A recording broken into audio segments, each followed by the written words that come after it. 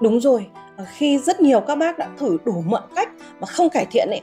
thì nếu như gặp em rồi chỉ cần có những cốc nước thần thánh này ở tại gia đình mình thôi, xắc nước uống hàng ngày cho em thôi, chỉ sau có một thời gian rất là ngắn là các bác đã cải thiện được rất nhiều vấn đề về dòng tiểu, tiểu yếu, tiểu nhiều về đêm. Đấy, tiểu nhiều cả ngày cả đêm luôn ấy ạ. Dòng tiểu yếu, tiểu bí, tiểu buốt. Nếu những bác nào mà đang gặp những cái tình trạng về tiểu, vấn đề về tiểu ấy, thì các bác cứ liên hệ em luôn nha. Chỉ với những cốc nước này uống hàng ngày như này cho em thôi là mọi vấn đề của các bác đã được cải thiện rõ rệt rồi ạ.